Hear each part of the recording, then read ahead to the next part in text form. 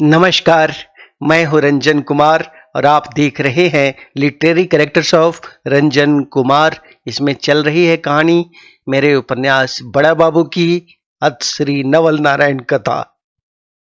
अतश्री अतश्री नवल नारायण कथा और आज नवल नारायण कथा का 13वां अंक। आपको याद होगा पिछली बार कहानी हमने कहाँ छोड़ी थी। नवल नारायण के पिताजी दत्त बाबू ने नवल नारायण से पूछा था कि नवल, जब तुम अरबल जाओ तो कुछ ऐसी दवाएं भी लेकर के आना, कुछ ऐसा उपाय और ऐसी दवाएं भी लेकर के आना जिससे बार बार ये जो तुम्हारी मां प्रसूति गृह में जाती है ये बंद हो। तो ये रोकने के लिए कुछ दवाएं जो चाहिए वो तुम लेकर के आना अरबल से। तो जनार्दन चाचा और संजय भैया जो हमारे साथ कहानी सुन रहे हैं वो कह उठे थे, छी छी, राम राम राम राम, लानत है लानत है। क्योंकि एक पिता अपने पुत्र से क्या लाने कह रहा है, क्या मांग कर रहा है।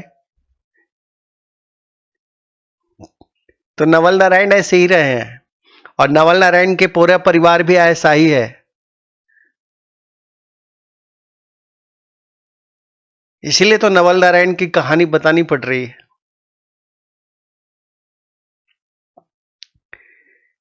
और उसी के बाद उस दिन का एपिसोड खत्म हो गया था। मैं लघु शंका करने चला गया था, संजय भैया भी मेरे साथ लानतें भेजते हुए लघु शंका करने चले गए थे। और जनार्दन चाचा, अरे वो तो टीवी में यूट्यूब लगा करके यूट्यूब पर शारदा सिन्हा का वो गाना सुनने लगे थे, अपना बलमा के जगावे सांवर गोरिया चोड़ियों से मार मार के। जनार्दन चाचा ने उसे साम्यता जोड़ ली थी कि नवल नारायण की माया उन्हें मनाने की कोशिश में लगी हुई है। तो संजय भैया ने कहा भी था कि क्या पता उस वक्त रंजन बाबू ये गनवा आया हुआ होगा भी कि नहीं, लेकिन जनार्दन जी उस फील को जोड़ लिए हैं एकदम से इस गाना से और ये गाना देख रहे हैं।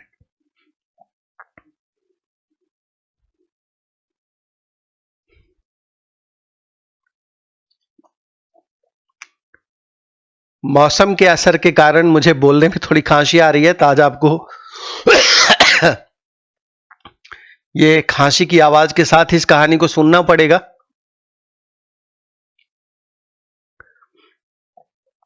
तो लौट करके जब हम आते हैं संजय भैया के साथ वापस, तो देख रहे हैं कि जनार्दन चाचा एकदम मगन होकर के शारदा सिन्हा का वो लोकगीत सुन रहे हैं, अपना बलमा के जगावे सावर गोरिया चोड़ियों से मार मार के। फिर जनार्दन चाचा इस गाना के खत्म होने के बाद बताने लगते हैं कि ये गाना कब आया था, कैसे आया था। ये गाना उनको बहुत अच्छा लगा, इससे महसूस होता है शारदा सिन्हा के और भी कई गाने जनार्दन चाचा को पसंद हैं, जो जनार्दन चाचा हारमोनियम बजा के अपने कई प्रोग्राम में स्टेज पर ये सब गाना दर्शकों के बीच में रखते थे। तो जनार्दन चाचा स्टेज के एक अच्छे सिंगर रहे हैं, तो उन्होंने फिर अपने कई किस्से हम लोगों को सुनाए और उन सब किस्सों को सुनते हुए बड़ा आनंद भी आया। और उन्होंने बहुत सारे भोजपुरी गायकों की चर्चा की जिसके गाने जनार्दन चाचा स्टेज से गाते थे। उन्होंने भरत शर्मा के गाने की भी बड़ी तारीफ की, कहा भरत शर्मा के गाए हुए कई निर्गुण मैं गाता था स्टेज पर, तो जो दर्शक है वो झूम झूम जाते थे। तो हमने और संजय भैया ने भी फरमाइश कर दिया कि जनार्दन चाचा आज को गाना हो जाए भरत शर्मा के। तो जनार्दन चाचा ने हारमोनियम उठाया, अब भरत शर्मा जी के 2-3 गो निर्गुण एकदम खूब बढ़िया से मस्त होकर के सुनाए। फिर जनार्दन चाचा से गाना सुनते सुनते पूरा माहौल संगीतमय हो गया था। उस बीच में कॉफी का भी दौर चला।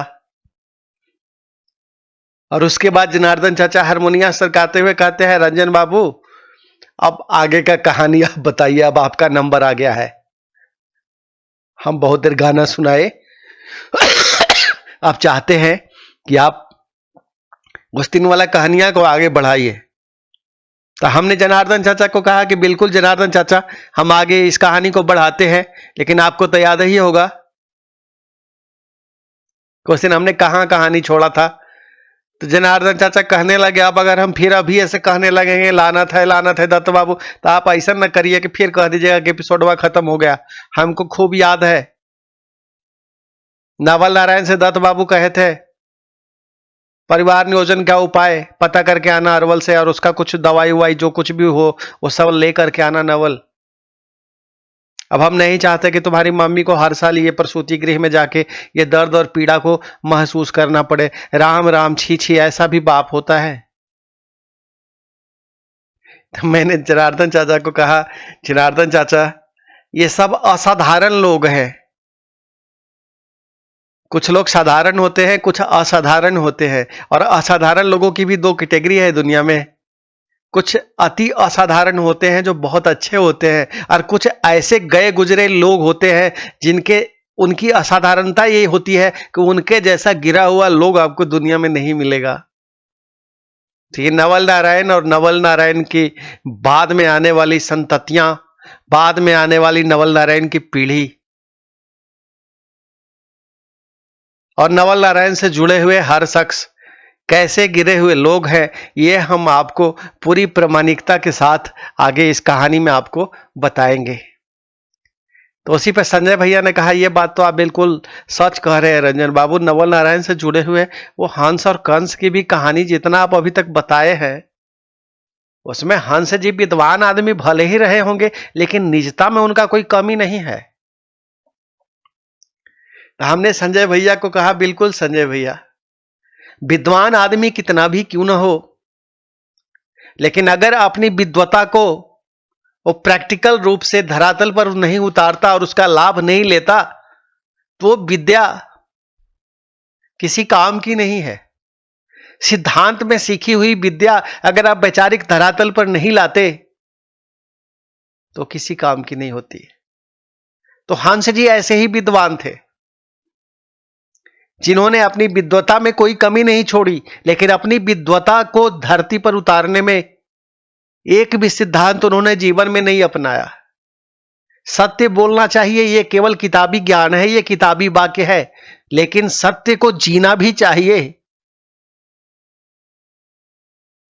यह हंस जी की डिक्शनरी में नहीं था।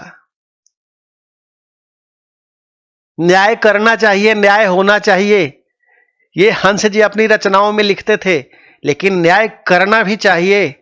हमारे सामने जो हो उसमें हम न्याय करें, ये हंस जी की डिक्शनरी में नहीं था।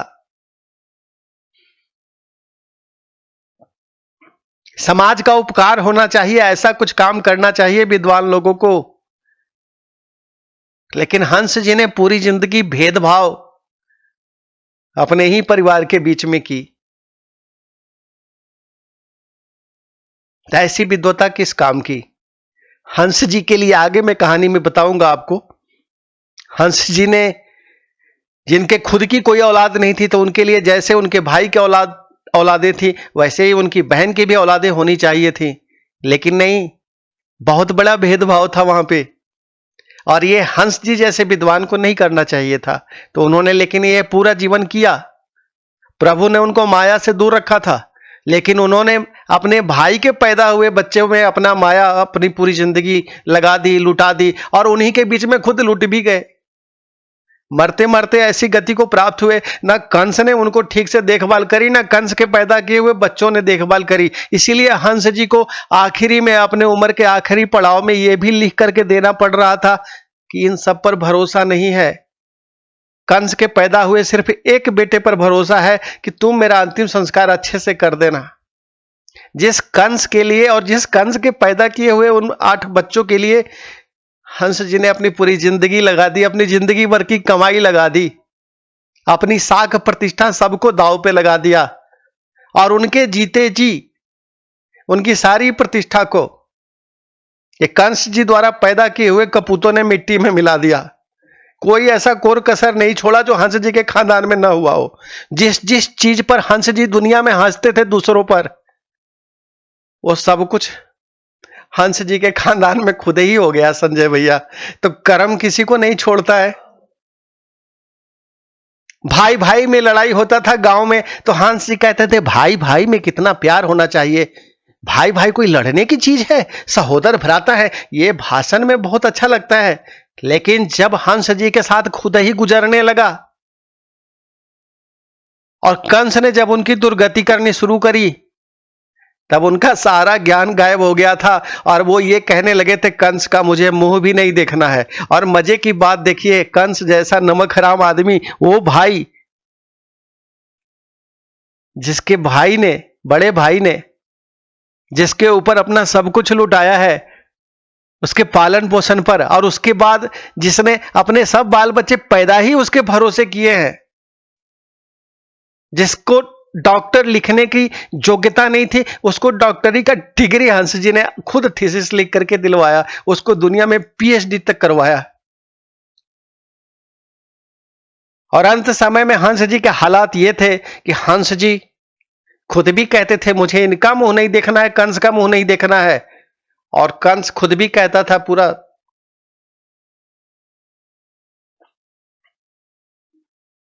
हमें हंस का मुंह नहीं देखना है, इसने हमारे लिए कुछ नहीं किया है। क्यों, करने का ठेका लेके आए क्या? हंस के भरोसे दुनिया में पैदा हुए थे क्या? ये कंस से पूछा जाना चाहिए था। हंस जी के भरोसे अपने बाल बच्चे पैदा करने का तुम लोगों ने ठेका लिया था क्या? ये पूछा जाना चाहिए था। आगे भी अभी ये कहानी आपको बताऊंगा, हंस जी और कंस जी की पूरी कथा हमें नहीं बतानी, लेकिन जितना हद तक इस कहानी से वो जुड़ते हैं, इसलिए जितने जरूरत होगी उसके चरित्र चित्रण की, हंस और कंस जी का चरित्र चित्रण होगा, अपने आप होगा, ना चाहते हुए भी होगा।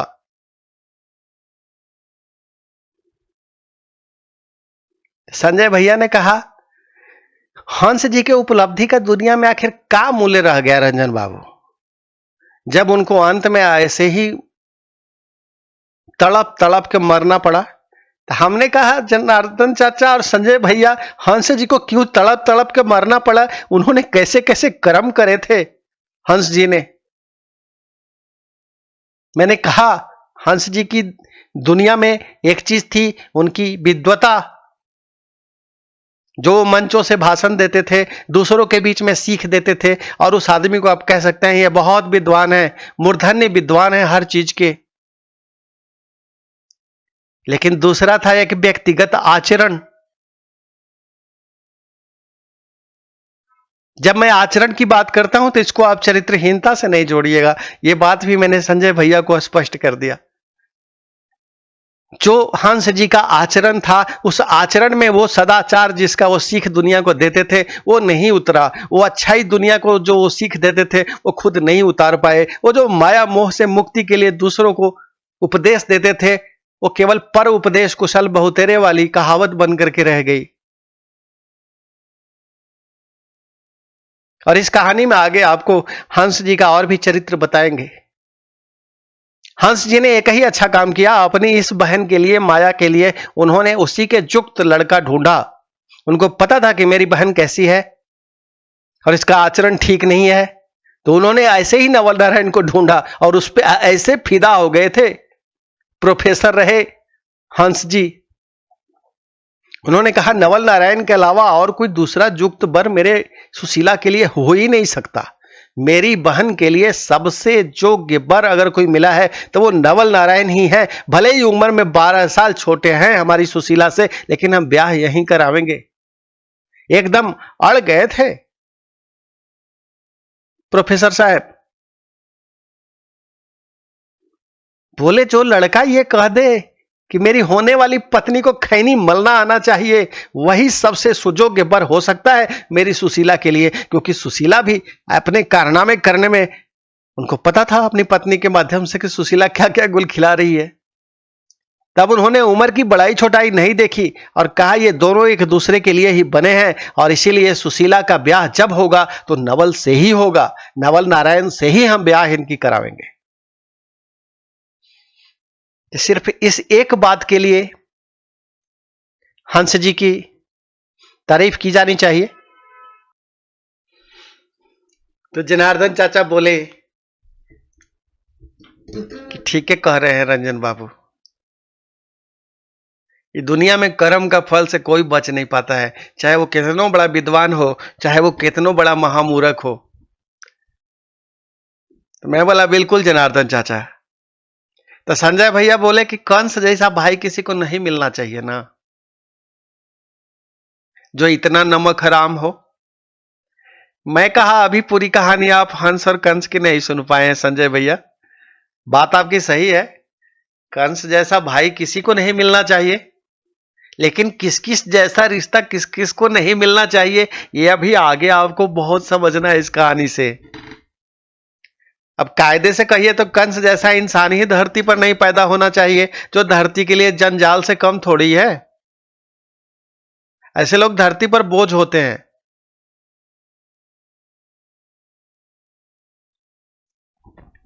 संजय भैया कहे ये भी बात सही है। तो जनार्दन चाचा कहे कि ये संजय आगे का कहानी सुनते हैं, ये अभी हंस और कंस में नहीं उलझते हैं। रंजन बाबू पहले ही कहे हैं कि असाधारण लोगों की असाधारण कथा है, असाधारण रूप से गिरे हुए लोगों की असाधारण रूप से गिरने की ये कथा ही है। तो पूरा कहानी सुन लेते हैं, फिर अपना व्यू विचार रखेंगे हंस जी पर, कंस जी पर, नवल नारायण पर, इनके पिताजी दत्त बाबू पर, माया पर। तो मैं बोला अभी तो आगे नवल नारायण के जन्म दिए हुए कुपुत्रों की चर्चा भी बाकी है संजय भैया। तो उन्होंने कहा हाँ कहानी शुरू वहां से हुआ था, तो अभी तो वो जानना भी बाकी है बेसिक कारण कि नवल नारायण आखिर ऐसा कैसे हो गए। तो चलिए आगे का कहानी बताइए। तो मैं फिर जनार्दन चाचा को और संजय भैया को आगे की कहानी बताने लगा कि समय फिर पंख लगा करके उड़ चला धीरे धीरे, और नवल नारायण अपनी माया से थोड़ा थोड़ा वार्ता करने लगे थे, और बेटी धीरे धीरे बड़ी हो रही थी, नवल नारायण की माताजी धीरे धीरे ठीक हो रही थी, और समय धीरे धीरे पंख लगा करके उड़ चला। और जब वो बेटी बोलने लगी, तो जब अपने पिता के पास नवल नारायण के पास पहुंचती थी, तो अधिकतर समय तो नवल नारायण उसे झिड़क दिया करते थे। लेकिन जब नवल नारायण ने देखा कि वो छोटी सी बच्ची जाकर के बैठ जाती है, जब वो बच्ची 1.5 साल की हो गई थी, बोलने लगी थी, और भगवान के सामने जाकर के देखते थे वो बैठ जाती है, मूर्ति के सामने पूजा करती है, तब नवल नारायण उसे सिखाने लगे कि तुम भगवान से मेरे लिए नौकरी मांगो बेटा, तुम भगवान से कहो कि मेरे पापा को नौकरी लगा दीजिए, नहीं तो मेरे खाने के लिए कहां से लाएंगे, मेरे लिए खिलौने कहां से लाएंगे, फिर मेरा ब्याह कैसे करेंगे, हे भगवान जी मेरे पापा के लिए नौकरी लगा दीजिए। अब जब भी बेटी नवल नारायण के सामने जाती, तो नवल नारायण उसे यही पाठ पढ़ाते, आज तुमने भगवान से मांगा, अपने पापा के लिए नौकरी मांगी, क्या क्या कहा। नवल नारायण को लगता था बच्चों की बातें भगवान जल्दी सुनते हैं, और इसलिए वो अब बच्ची के माध्यम से अपनी सिफारिश भगवान तक पहुंचाने की कोशिश कर रहे थे, और उसके लिए उस छोटे से नन्हे मासूम को दांव पर लगा रहे थे। तो बाल मन, वो छोटी सी बिटिया नवल नारायण की, जो नवल नारायण सिखाते थे वही मांगती थी, और नवल नारायण कभी पूछते थे आज तुमने मांगा, और अगर वो कह दे कि नहीं पापा आज तो मैं भूल गई, तो बच्चे की इस भूल पर कोई पिता शायद कितना खुश होगा और उसे फिर से याद दिला सकता है। लेकिन नवल नारायण जैसे रूखे सूखे व्यक्तित्व के मालिक, और एक तरह से कहे तो मानसिक रूप से बीमार व्यक्ति ने कई बार बच्ची को थप्पड़ भी मार दिया, इसी बात के लिए कि तुम भूल कैसे गई। अगर तुम भूल जाओगी भगवान से अपने पापा के लिए दुआएं करना, अगर तुम भूल जाती हो अपने पापा के लिए दुआएं मांगना, भगवान के सामने बैठ के पापा की नौकरी मांगना, पापा की लंबी आयु मांगना, और भगवान से ये कहना कि मेरे खाने के लिए कहां से आएगा, मेरे पढ़ने के लिए कहां से आएगा, पापा मेरी शादी कैसे कराएंगे। ये 1.5 साल की बेटिया को नवल नारायण अपने हित साधन के लिए इस्तेमाल कर रहे थे और भगवान के सामने उसको प्रार्थना करने कहते थे। और अक्सर वो करती थी, बच्ची है, जैसा सिखाया जाता था वो करती थी। लेकिन जिस दिन गलती से वो भूल जाए और वो ये सच बता दे, बच्चे सच बता दिया करते हैं पूछने पर कि नहीं पापा आज तो हम भूल गए थे, हमने आज भगवान के पास जाके नहीं मांगा, तो उल्टा हाथ से थप्पड़ मारते थे नवल नारायण उस बेटी को जो 2-4 फीट दूर जाकर के गिरती थी, इनके थप्पड़ के झन्नाटेदार तमाचे से। और ये कहानी किसी और द्वारा सुनाई हुई है नहीं है जनार्दन चाचा, ये नवल नारायण खुद ही अपनी डायरी में दर्ज करते हैं कि आज मैंने बेटी से पूछा, तुमने भगवान से अपने लिए मांगा, अपने पापा के लिए नौकरी मांगी, पापा की लंबी आयु मांगी, पापा के लिए स्वस्थ शरीर मांगा, क्योंकि आज मुझे बुखार लगा हुआ था। तो बेटी आई और उसने कहा नहीं पापा आज मैं भगवान के पास नहीं बैठी हूं। मुझे गुस्सा आया, मैंने उसे झन्नाटेदार एक तमाचा मारा और वो मेरे चारपाई पर से उछल करके जाके दूसरे पलंग पर गिर गई और फिर उसे 2 दिनों के लिए बुखार लग गया। मैं उसे देखने भी नहीं गया क्योंकि मैं खुद ही अपने बुखार में पड़ा हुआ था।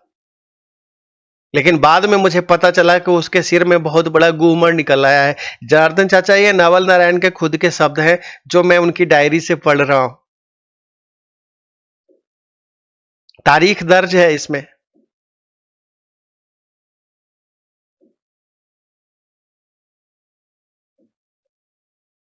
नीचे नवल नारायण के हस्ताक्षर हैं।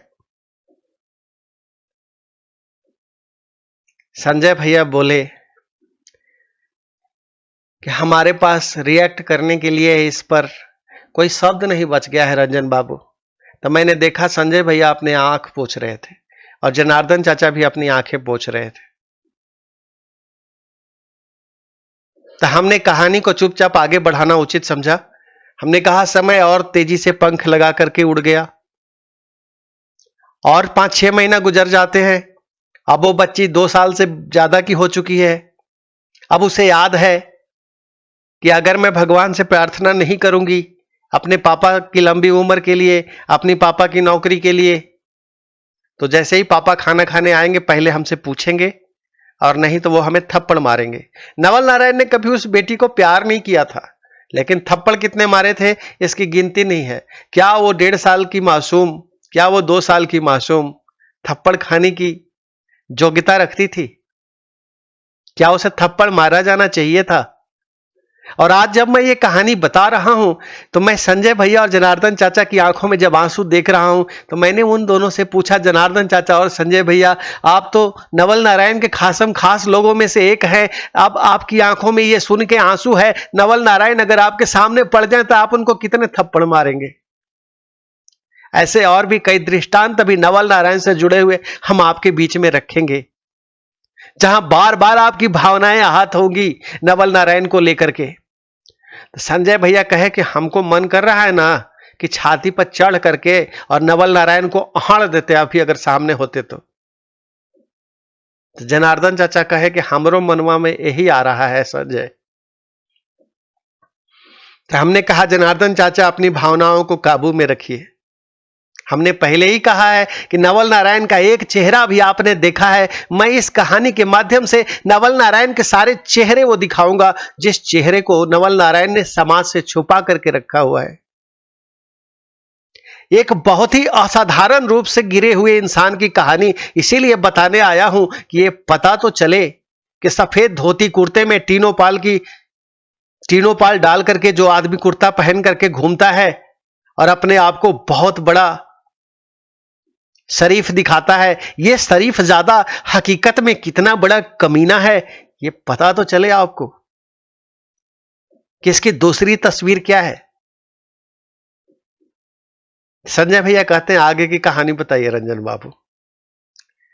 तो आगे की कहानी बताता हूं मैं संजय भैया को और कहता हूं कि अब वो लड़की बड़ी हो गई, 2.5 साल की हो गई है और पिछले 1 सालों से प्रार्थना करवाते करवाते नवल नारायण का धैर्य चुक गया।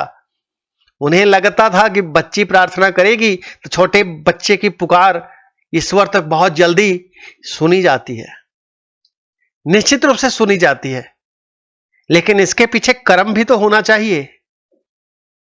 ईश्वर कृपा करेंगे तो कर्म भी तो होना चाहिए। नवल नारायण ने कुछ भी ऐसा कर्म नहीं किया। इस बीच में नवल नारायण ने किसी तरह से प्राइवेट कैसे फॉर्म भर भर के जा करके परीक्षा दे दे करके अपना ग्रेजुएशन पूरा कर लिया था, लेकिन नवल नारायण को आता कुछ नहीं था। नवल नारायण की पूरी जिंदगी केवल छिनरई करते हुए ही गुजरी है। कोई प्रतियोगिता परीक्षा की तैयारी करने की कुवत नवल नारायण में नहीं थी, न ही कोई प्रतियोगी परीक्षा में बैठने की थी। और वो प्रभु से मांगते थे मुझे नौकरी मिल जाए घर बैठे, और बेटी से प्रार्थना किया कराते थे। बेटी को कहते थे प्रार्थना करो बिटिया, भगवान से मेरे लिए दुआएं मांगो। वो दुआएं शायद कबूल भी हो जाती अगर नवल नारायण कर्म करते, कुछ कोई प्रतियोगी परीक्षा में बैठते जिसमें सरकारी नौकरी में उनको जाने के चांस खुलते। लेकिन खुद ना कोई फॉर्म भर रहे हैं, ना कोई ये कर रहे हैं। किसी को आपने सुना है घर से उठा करके जाके बिठा करके नौकरी दे दिया जाए? और इसी बात पे नवल नारायण नाराज भी हुआ करते थे उस बेटी से। और अब नवल नारायण और खीजे खीजे से रहने लगे थे। बोले तुम्हारे प्रार्थना करने से भी भगवान नहीं सुन रहे, तो एक काम करो,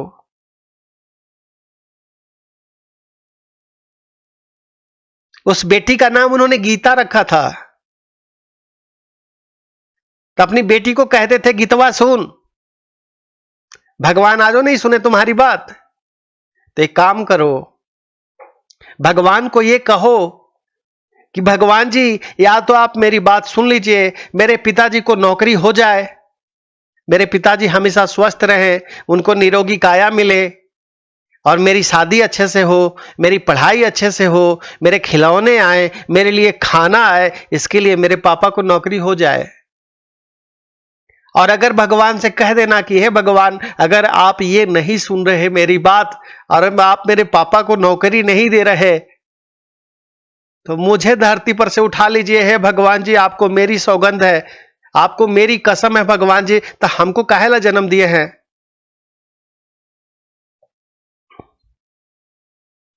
बच्ची तो बच्ची है, आप उसे जो सिखाएंगे वही सीखेगी, और उसे थप्पड़ खाने का डर भी है। तो वो 2.5 साल की बच्ची अब अपने प्रार्थना में वैसे ही कहने लगी जैसे नवल नारायण ने उसे सिखाया था। अब वो ये कहने लगी, हे भगवान जी, पापा को वैसे हमें दे दीजिए, नौकरी दे दीजिए, जिससे हमारा सब हो जाए। और अगर पापा को आप नौकरी नहीं देते हैं तो मुझे अपने पास वापस बुला लीजिए। पापा कहते हैं तुम्हें कौन खिलाएगा, तुम्हें कौन पढ़ाएगा, कौन तुम्हारा ब्याह करेगा, तो किस लिए आई हो फिर हमारे यहां?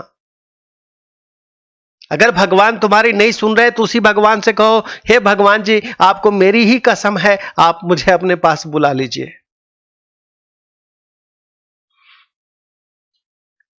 हमने देखा संजय भैया के ओठ फड़क रहे थे, गुस्से से उनका हृदय बहुत तेजी से धड़क रहा था, और उनके चेहरे पर गुस्सा साफ झलक रहा था। और जनार्दन चाचा सर पे हाथ रख करके नीचे सर झुकाए हुए बैठे थे।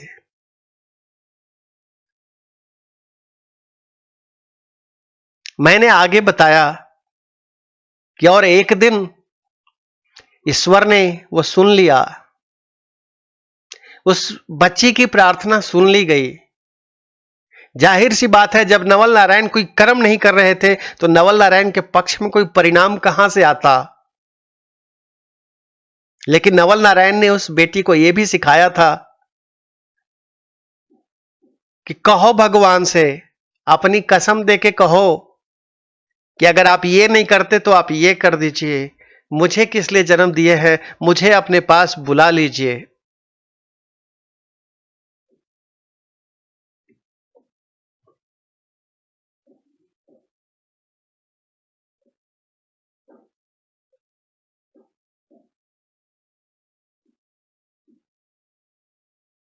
संजय भैया पूछते आगे क्या हुआ रंजन बाबू? हमने कहा संजय भैया, आगे वही हुआ जो नहीं होना चाहिए था।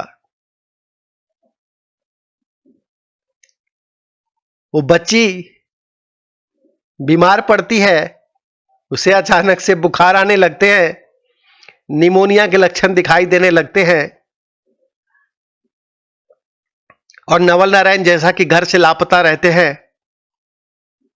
तो जब नवल नारायण की माया अपने ससुर जी दत्त बाबू को बताती है कि बेटी की तबीयत खराब है, तो दत्त बाबू कहते हैं आज मुझे समय नहीं है। और एक दिन ऐसे ही समय गुजर जाता है। शाम को नवल नारायण आते हैं घर में, तो उनको बेटी की हालत बताई जाती है, लेकिन तब तक वो बुखार में तप रही बच्ची सो रही होती है। नवल नारायण उसे देखने नहीं जाते, कहते हैं ठीक है कल देखेंगे। और अगले दिन सुबह नवल नारायण फिर निकल जाते हैं। फिर उनको कोई होश नहीं रहता कि हमारे घर में हमारी बेटी बीमार है। दत्त बाबू उस बेटी को लेकर के अपनी बहू के साथ गांव के जो एक प्राथमिक स्वास्थ्य केंद्र है वहां पे लेकर के जाते हैं। वहां जो वैद्य जी बैठते थे सरकारी, उन्होंने उसकी हालत देखी, बुखार देखा और कहा कि हम एक दो दवाई दे देते हैं, लेकिन इसकी हालत मुझे चिंताजनक नजर आ रही है, आपको आगे दिखाना चाहिए। तो दत्त बाबू पूरा दिन खोजते रहते हैं नवल नारायण को कि नवल इसको अरवल ले जाने की व्यवस्था करें और अरवल लेकर के जाएं। लेकिन नवल नारायण का कहीं अता पता नहीं चलता है। और उस क्रम में पूरे दिन वो वैद्य जी की दी हुई दवा खा करके वो बेटी बेसुध सी बुखार में पड़ी रहती है। लंबी लंबी सांसें चल रही हैं, उसकी दिल की धड़कनें बढ़ी हुई थी। और उस दिन रात में भी उसकी तबीयत खराब होती है। नवल नारायण को चारों तरफ खोजा जाता है, नवल नारायण कहीं मिलते नहीं हैं। और सुबह होते होते नवल नारायण की वो बेटी इस दुनिया को विदा कह देती है। ईश्वर से उसने जो मांगा था, ईश्वर ने उसकी वो दूसरी मुराद पूरी कर दी जो नवल नारायण उसे सिखाया करते थे कि तुम प्रार्थना में हनुमान जी से, श्री राम जी से ये क्यों नहीं मांगती कि अगर आप मेरे पापा को नौकरी नहीं दे सकते तो मेरे खाने का कैसे होगा, मेरे पढ़ने का कैसी व्यवस्था होगी, मेरी शादी का क्या होगा। तो आप, हे भगवान जी, आपको मेरी कसम है, फिर आपने मुझे जन्म ही क्यों दिया, मुझे अपने पास वापस क्यों नहीं बुला लेते। तो भगवान को उस बच्ची की उस कसम दी हुई लग जाती है और अंततः वो बच्ची वापस भगवान के पास चली जाती है। भगवान उसे अपने पास वापस बुला लेते हैं। इधर दत्त बाबू के घर में बच्चों के मरने पर रुदन हो, ऐसी कोई परंपरा थी ही नहीं, क्योंकि दत्त बाबू के पता नहीं कितने बच्चे पैदा हुए और पैदा हो के मर जाते थे, उनके लिए कोई नहीं रोता था। लेकिन उस दिन दत्त बाबू की बहू रो रही थी माया, क्योंकि उसकी बेटी मर गई थी, उसकी पहली पहली बेटी थी। लेकिन परिवार में किसी को इससे कोई फर्क पड़ने वाला नहीं था, क्योंकि दत्त बाबू के घर में इन सब चीजों के लोग अभ्यस्त हो चुके थे। और जाहिर सी बात है नवल नारायण का कहीं अता पता नहीं था। तो जनार्दन चाचा पूछते हैं नवल नारायण कहां चले गए थे रंजन बाबू। हमने कहा जनार्दन चाचा, इससे जुड़ी हुई जो बातें हैं और ये रहस्य है, ये कहानी में मैं आपको आगे बताऊंगा। वैद्य जी से दिखाने के बाद 24 घंटे लगभग बच्ची और जिंदा रही और उस बीच में उसको कोई ट्रीटमेंट नहीं मिला, जबकि गांव के वैद्य जी ने कह दिया था कि इसको आगे इलाज की जरूरत है। लेकिन उस 24 घंटे में आगे उसको कोई इलाज नहीं मिला। तो नवल नारायण इसके बारे में कुछ और बताते हैं, नवल नारायण की माया इसके बारे में कुछ और बताती है। और इन सब प्रश्नों की तलाश में ही मैं दत्त बाबू के पास पहुंचा था कि उस दिन क्या हुआ था दत्त बाबू, जिस दिन वो आपकी पोती मर गई थी। तो दत्त बाबू ने मुझे जो जवाब दिया था जनार्दन चाचा और संजय भैया, वो जवाब मैं इस कहानी में आपको आगे बताऊंगा। आगे फिर इसकी चर्चा आएगी, वहां पे इसका जिक्र करूंगा कि दत्त बाबू ने क्या जवाब दिया था। लेकिन एक बात मैं पहले ही आपको बता चुका हूं कि वहीं पे दत्त बाबू ने वो डायरियां मुझे नवल नारायण की पकड़ाई थी। उन्होंने कहा था कि मैं नहीं चाहता था कि इन प्रश्नों का जवाब मुझे देना पड़े और आपको इन डायरियों से परिचित कराया जाए, लेकिन जब आप इस प्रश्न का जवाब खोजते मुझ तक आए हैं तो कुछ जवाब मैं दे देता हूं और बहुत सारे जवाब आपको ये डायरियां खुद दे देंगी। तो जैसा कि मैं आपको पहले ही बता चुका हूं जनार्दन चाचा, तभी मैंने उन डायरियों की सत्यता प्रमाणित करने के लिए नवल नारायण के हस्ताक्षर और नवल नारायण के हैंडराइटिंग मिलाने का प्रयास किया था, जो मुझे बिल्कुल सही और प्रमाणित मिल गया था। तो जनार्दन चाचा ने कहा, हाँ रंजन बाबू, मुझे वो कहानी याद है। तो वहीं से मुझे नवल नारायण की वो 20 साल की डायरी मिली थी, और जो नवल नारायण के बारे में और उस दिन के बारे में दत्त बाबू ने बताया था, जनार्दन चाचा और संजय भैया, ये कहानी मैं आपको आगे बताऊंगा। तो जाहिर है जनार्दन चाचा और संजय भैया का भी मन जो है भारी था। उस छोटी सी 2.5 साल की मासूम बच्ची के साथ नवल नारायण का व्यवहार, और उस बच्ची को जो नवल नारायण ने सिखाया था इतने मासूम उम्र में, वो उनको भी पीड़ा दे रहा था। और उस बच्ची के इस असामयिक अकाल मृत्यु ने उनको भी अंदर तक हिला दिया था। तो उन्होंने भी साधु साधु कहते हुए उस बच्ची को श्रद्धांजलि दी और साथ में कहा कि आज तो बहुत ही दुखी मन से और क्षोभ के साथ नवल नारायण को लानते भेजना है, और मन कर रहा है कि नवल नारायण अगर मिल जाए तो उनकी छाती पे चढ़ के बढ़िया से हम हड़ देते हैं। तो हमने कहा, जनार्दन चाचा, ये बहुत ही दुखद घटना है जिसका वर्णन करना बड़ा ही मार्मिक काम था, लेकिन नवल नारायण के चरित्र को दर्शाने के लिए कि नवल नारायण कितना बड़ा स्वार्थी इंसान है इस धरती पर, उसके लिए उसने उस 2.5 साल की बच्ची को भी नहीं छोड़ा। खुद पूजा पाठ नहीं की, कोई कर्म नहीं किया, और खुद दुनिया में कुछ भी ऐसा नहीं करा जिससे उसे दुनिया में कुछ अच्छी चीजें मिल जाए, लेकिन उस बच्ची को उसने दांव पे लगाया, उससे भगवान से प्रार्थनाएं कराई, और 1 साल में जब वो प्रार्थनाएं फलीभूत नहीं हुई, तब नवल नारायण ने उस बच्ची को उल्टा प्रार्थना ये करना सिखाया कि फिर तुम भगवान से पूछो कि मुझे किस लिए भेजा है, अब मुझको, आपको मेरी कसम है भगवान जी, आप मुझको अपने पास बुला लीजिए। और वो बच्ची इस दुनिया से और नवल नारायण के जीवन से विदा लेकर के चली गई।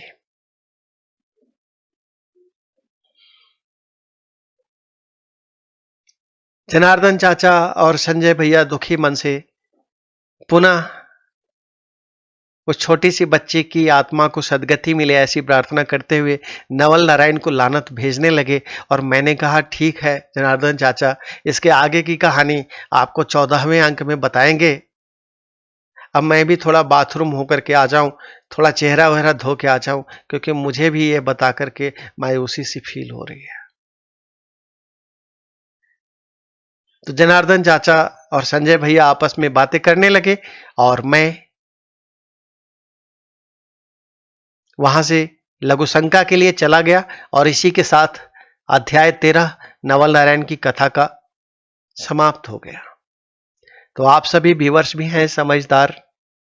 मैं हूं रंजन कुमार, आप देख रहे हैं literary characters of Ranjan Kumar, और इसके आगे की कहानी जारी रहेगी अगले अंक में, 14वें भाग में। तब तक के लिए आपको भी जिस जिस को मन करता है इस कथा में जितने लोग आए हैं उनको लानतें भेजने की, तो आप उनको लानतें भेजते रहिए। नवल नारायण की ये कहानी बताई ही इसलिए जा रही है ताकि समाज में जो ऐसे चरित्र हैं जिनके चेहरे कई हैं, उन चेहरों पर से पर्दा हट सके। उनके कथनी और करनी के बीच में जो अंतर है उस पर से पर्दा हट सके और उनके चेहरे पर जो एक परत दिखता है आपको कि बहुत बड़े विद्वान हैं, बहुत प्रसिद्ध हैं, बहुत अच्छे हैं, लेकिन उनके उस चोले के पीछे उनका जो घृणित चरित्र छिपा हुआ है वो आपके सामने आ सके। तो आप देखते रहिए literary characters of Ranjan Kumar. मैं हूं रंजन कुमार और आप सभी को अगले खंड में जब तक मैं आके कहानी नहीं बताता हूं तब तक के लिए सप्रेम नमस्कार।